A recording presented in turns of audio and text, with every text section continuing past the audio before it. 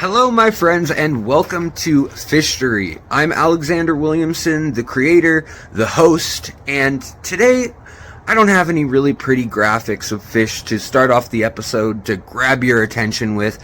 I'm hoping that I can grab your attention with something that is literally keeping me awake at 4 in the morning, and it is 20 degrees Fahrenheit, -6 Celsius here in Seattle, and I'm going for a walk, and I want to bring you in on the process of these videos that we watch, that I make. So I was emailed a really interesting article about danios, zebra danios, and oxytocin, and how they recognize when another zebra danio has been harmed or is wounded, and how they will go over and care for it or watch out for predators, or that can be a sign that they should be on the lookout. And it talks about, chemical signaling and all this stuff, and we'll get into that, but it had me thinking, well, but how do they even know that that is one of the danios from their group? So if we're looking at a group of 100 neon tetras, we with our big human brains can't tell them apart usually. I mean, maybe you could tell a couple apart. That's the fat one, that's the one missing an eye, that's the one that, whatever it may be, but we cannot tell each one apart. And they're in a group, and they depend on knowing which one's Bob, which one's Fred, which one is Sarah, which one is Darnell, and which one's their cousin, their mom, who is related and who's not so related, so they won't have, babies with bent spines and 3 or 4 eyes, So how is it that fish identify each other with those little fishy brains? And you may think, oh, it's just chemicals, they smell each other, they all smell different. And I'm here to tell you it's much more complex than that.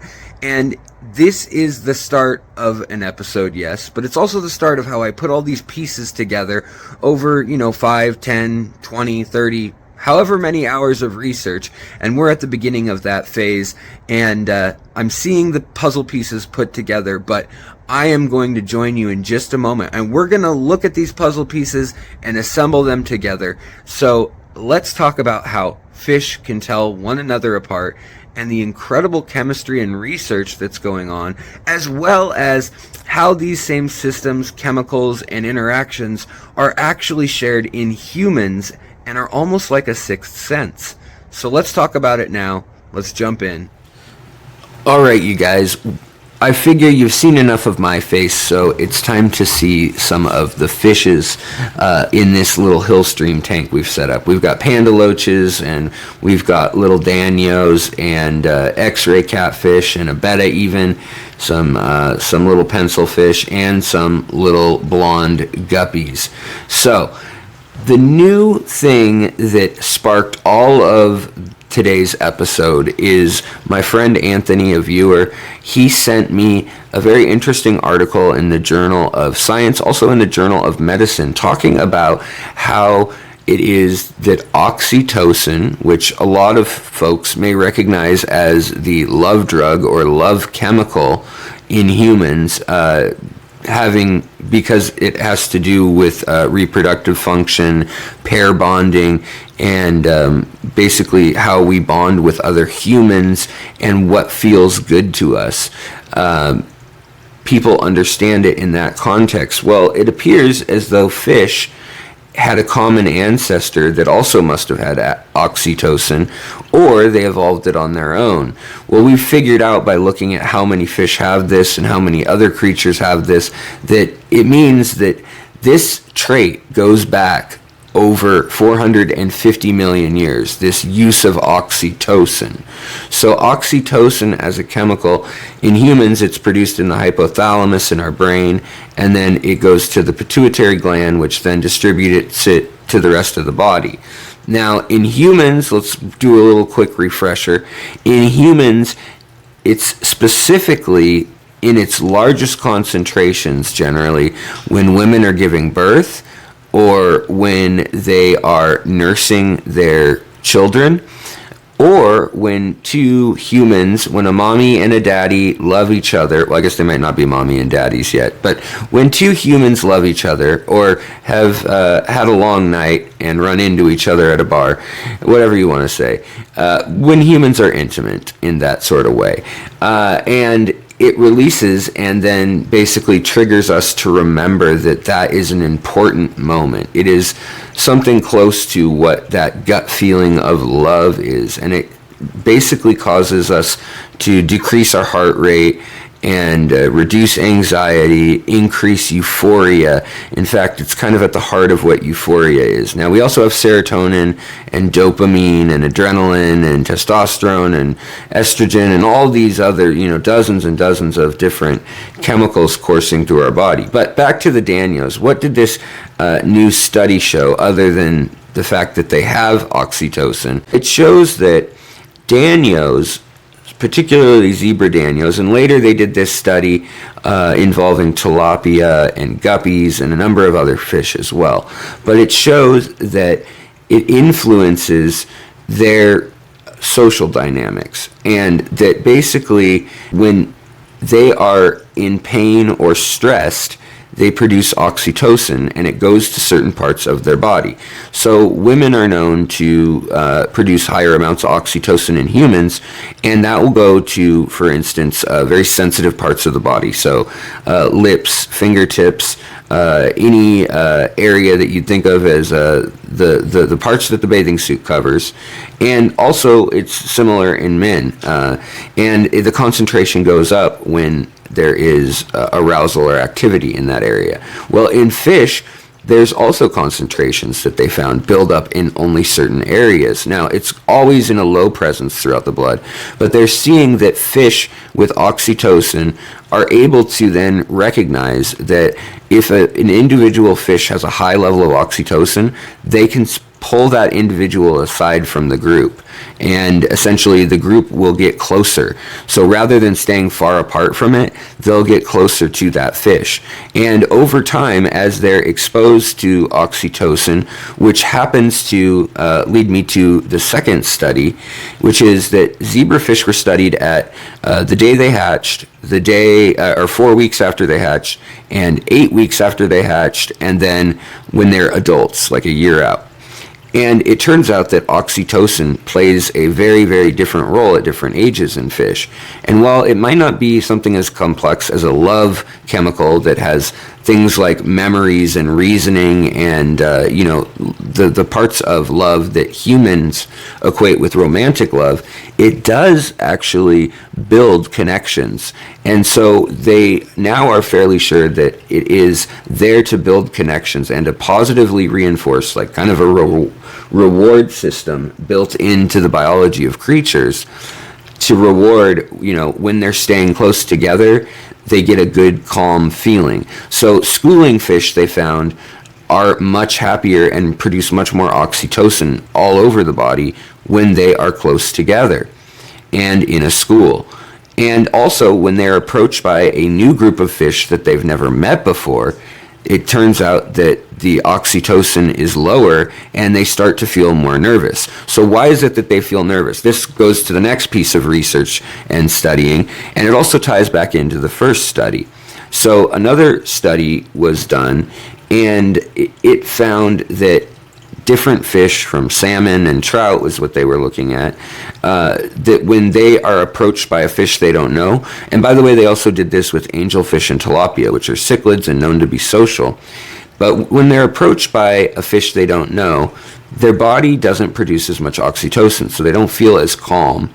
And so they're more on alert. And things like adrenaline and norepinephrine, those chemicals that in humans cause our heart to race, our blood pressure to increase, and also our veins to, in some places, usually our surface veins can constrict, and if there's enough adrenaline, and then our blood flow to our muscle tissues and things is actually opened. So it's kind of an interesting thing, but it's basically from our fight or flight system, which is an ancient system, as we now know. 450 million years ago, these chemicals were starting to find their place. But in those fish, the same thing is going on. So they all of a sudden, when oxytocin is present, they're calm, and the effects of things like adrenaline and norepinephrine or cortisols, which are stress hormones, are mitigated. So it basically is an antidote to their cortisol levels. So if in the wild a fish is approached, it will no longer have that happy feeling. If it's a new species or a new fish, it will feel.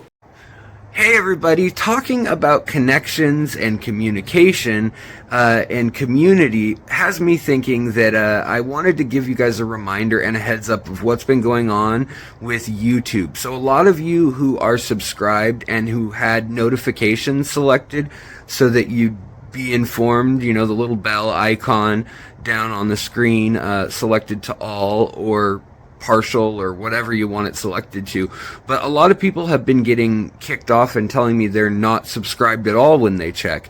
And so I think what happens is YouTube is getting rid of bot accounts, and a lot of times they're deleting legitimate subscribers too, and thinking, people will figure it out. So I'm hoping, people will figure it out, and you guys can just double check, and that helps a lot, as does the, thumbs up and all that kind of stuff. Okay, let's get back to the zebrafish and the oxytocin. Those responses that are going on that are even more ancient, of adrenaline and of their muscles getting ready to run, getting ready to fight or flee. And over time, they then start producing more oxytocin if it's a peaceful interaction.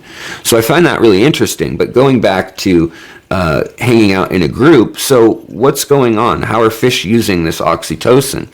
Well, another study that we looked at that came out about 2 years ago found that in humans as well, when we get oxytocin, that all of a sudden, any of our anxiety, so someone having a panic attack or someone who is afraid of the situation, that they no longer have quite as strong of a response, which we just said was basically what's going on in fish.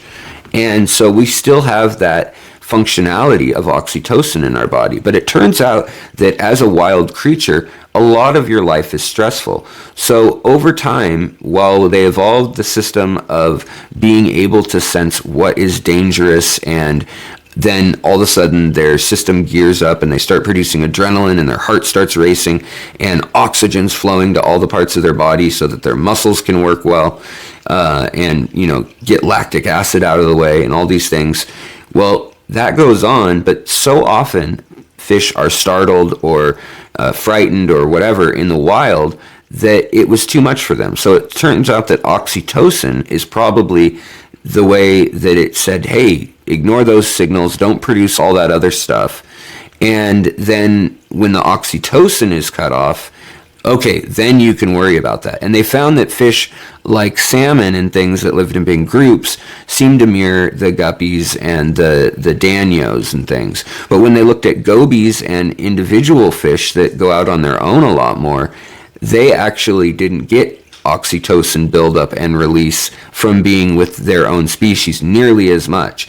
Not to mention, it wasn't specific to certain areas of the body so much. So while a female human, when in the midst of romance, will have oxytocin coursing through her brain and forming very strong memories and positive associations with those sorts of interactions, and the male will have it in his brain and in down below in those regions, if you know what I mean. They will then kind of associate romance with those good feelings and that calm euphoria that goes all throughout your central nervous system. Well, fish also have that, and it turns out when they're with the fish they were born with is when they have the most of it. And so there's other chemicals that are in play, and they actually release even more chemicals that are then overpowering the oxytocin to tell them, you know what, you shouldn't be so happy that you want to mate with this group that you grew up with. But like I said earlier, these oxytocin chemical buildups show up in actual specific parts of the fish. So they show up in gills or in the skin, and that helps the other fish in the group know, where is it experiencing fear, or where was the danger? The other fish are going to know that it got bit on the tail and that they should beware. And we don't know if it's a cognitive thing. Some fish can recognize themselves in a mirror, like in the ocean, gobies and cleaner races. Yet then you look at fish like a betta, like my betta, that's working its way over into view, I think, as we speak. And the betta, they actually can't tell the difference between their own reflection and if that's another fish or themselves.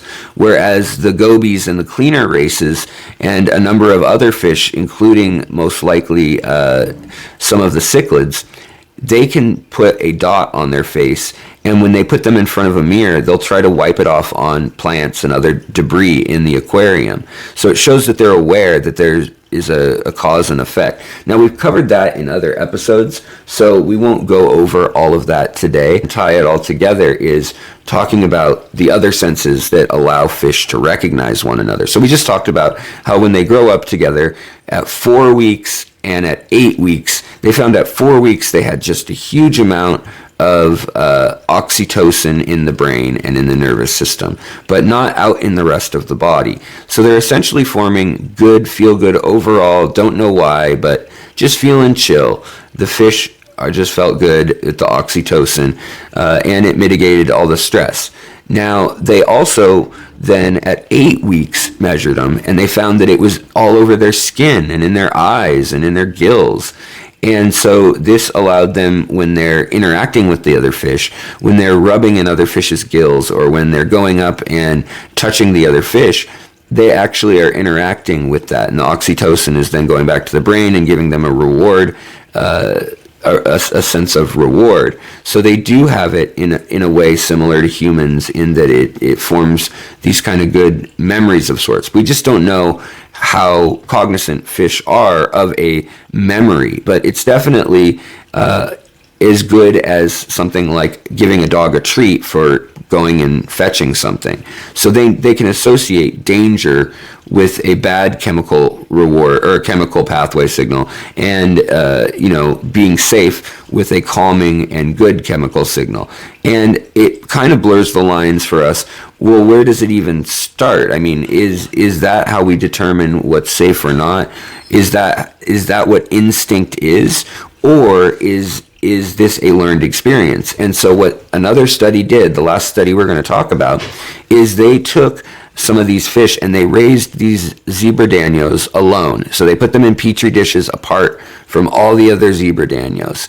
And when they were young, they didn't have a chance to bond with their siblings, and so they didn't associate the unique pheromones that fish create that they can smell and sense.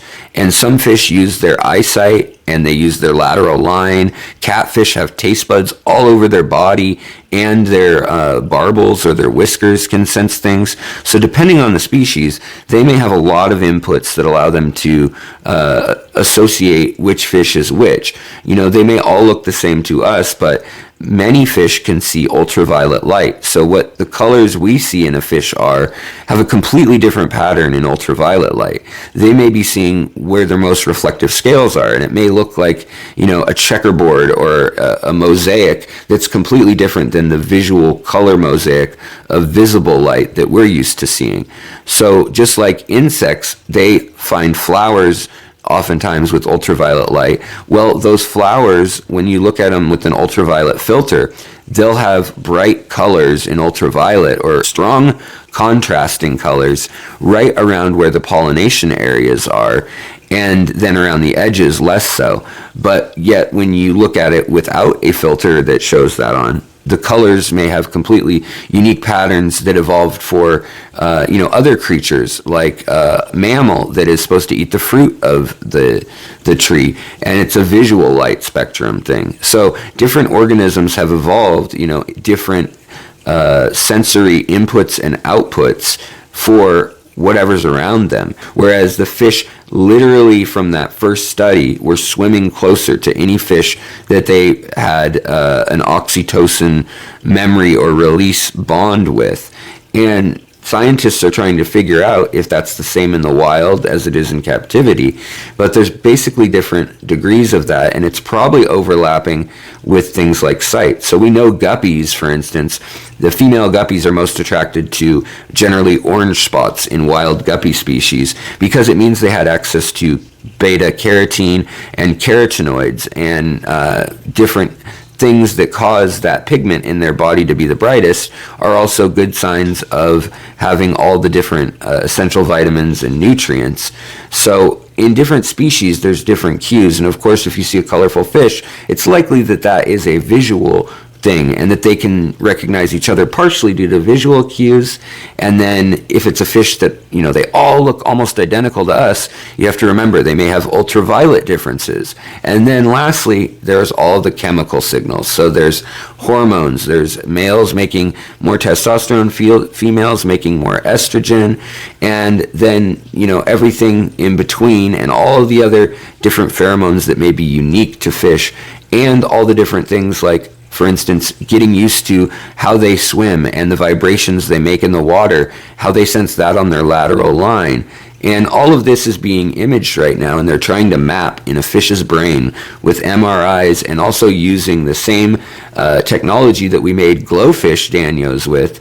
They're using to put markers in the brains of danios and trace, well, what's causing this oxytocin to be present, and where is it building up, and when and why. And it seems as though it's evolved to be not just something to remember salient emotional connections and bond with one another, both humans, fish, mammals, birds, I mean, across the board, but it's also there to console the creature itself when it's injured or when it's constantly living in a state of fight or flight, but may, after a while, you know, may not be able to sustain that kind of energy. And so it also possibly may really introduce some interesting new ways of helping humans with anxiety and depression, because it could be that maybe we have a similar system and we're not producing enough oxytocin when we should be soothing ourselves with all the daily stressors there are.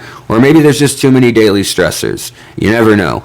But I just found this all fascinating. If you want to see my other episodes about how fish can see in ultraviolet and recognize themselves, and 10 of the smartest fish in the world, and amazing things they're able to do, I will link those below, and also you can search all over the channel, because that's what we talk about here. You guys made it to the end. Thank you so much. I had a good time on this video, and I even dressed up in the same cold weather gear as at the beginning of the video. Well, okay, I only have one cold weather jacket because it's Seattle. It doesn't get that cold that often, and it's a little less cold tonight. But I wanted to thank you all for making it to the end of the video and for being a part of this. I can't do it without you, and you know, all y'all, just for watching. I want to thank you so much for sending me information, asking questions, staying curious, and also those of you who do a little bit more and, you know, decide to support the channel as a member. It's $1.99. You get access to over 200 extra audio episodes at podcast style of FISHTORY, plus behind the scenes looks at whatever it is I'm up to. So thank you guys so much. If you want to become a member, I really do appreciate it as well. And of course, I will see you guys on the next one. I just always want to thank you for being a part of this community and for staying curious. See you guys next time.